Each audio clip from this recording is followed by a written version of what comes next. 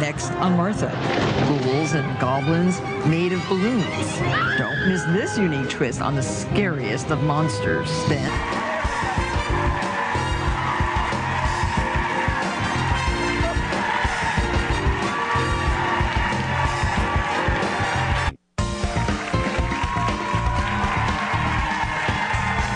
what's scary and airy and makes visitors wary? The answer is a haunted house built entirely from balloons. Today's newsmaker comes from Rochester, New York, where aragonist Larry Moss is constructing a 12-room, 10,000 square foot house of horror using 100,000 balloons. Just look at the room he's created right here on our set. I came in here last night at about, 6:15, and the wall was just being completed, but my table wasn't built, and our witch over there was not quite finished. Can you give us a tour? Absolutely. What I wanted to show, we talked about being able to bring a room of the manor here. Right. And it wasn't possible to do all of that, so we created a scaled-down version. So little samples from around the manor, things Pretty impressive. I mean, it even has a bathroom, a toilet. Look at that toilet, everybody. I mean, you have to look at the details. I don't know if I'd have a toilet right out in the open, but... Well, those are for emergencies, you know, in case anybody here can't hold it. Well, now, the chandelier, I guess that's the entrance to this, this room. We have things in the manor that you'd find anywhere in a house. Right. So we have the chandelier when you first walk in, things that you can see to make it a festive atmosphere. And this guy, moving, look. Yeah, this takes a little explanation. The first, everything here, the pieces that we've done this year, we have a new theme every year when we build the manor. This year the theme is Scare You, Ghoul School. It's a university. Oh, okay. And this is the woman working in the cafeteria. Oh. You see there's the hairnet and keep everything clean and safe. And she's making pumpkin something or other, because they're all pumpkins at her feet. Yes. This is her apron? Yep. Oh my gosh. So, yeah, I want to explain. But now, what inspired you to do a haunted house in the first place? Well, I wanted to get back into what inspired you to do balloon art. Okay, I got started actually as a street performer here in New York. I see. Used to perform doing magic in Central Park, occasionally balloons, and over time the balloons just kind of took over. They originally were something I used to draw attention so that I could start a show. Origami is art with paper. Origami is your art with balloons, with air. Instead of folding paper, we're folding air. Right. And over time, the things I did just kept getting bigger and bigger. And I had already been doing some very large projects with a lot of people. And 5 years ago, my wife got really ill.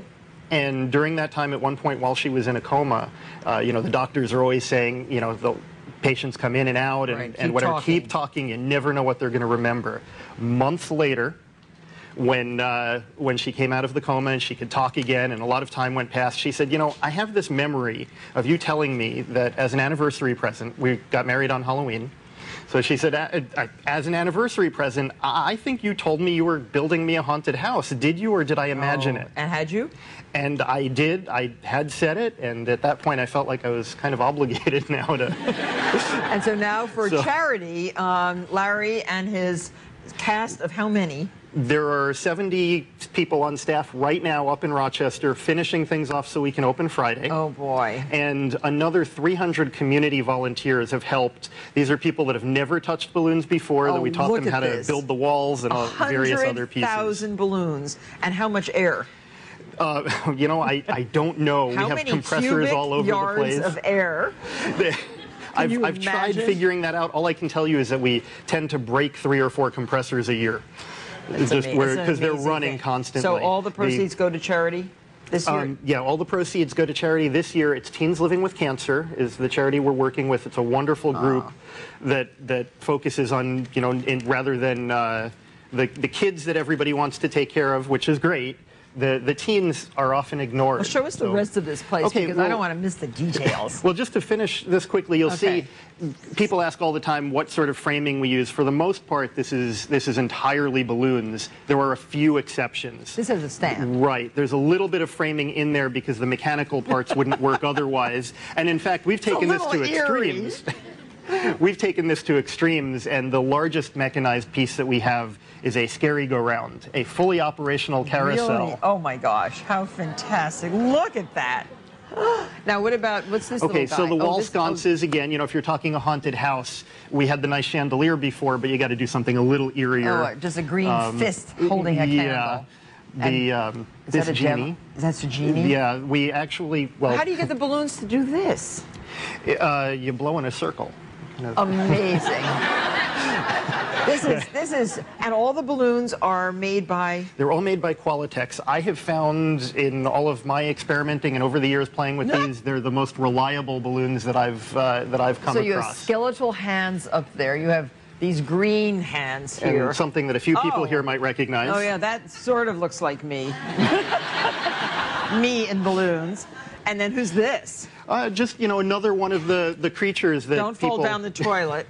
Another creature. Just another creature from the manor, and we have so many of them all over. This is spectacular. It's just spectacular. And again, all of the balloons. What size balloon is that? This is a 3-foot balloon.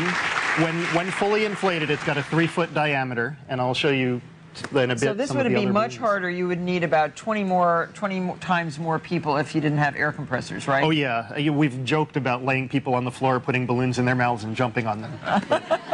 Well, when we come back, Larry is going to show us how to create a portrait of a creature similar to what's hanging on the wall right over there.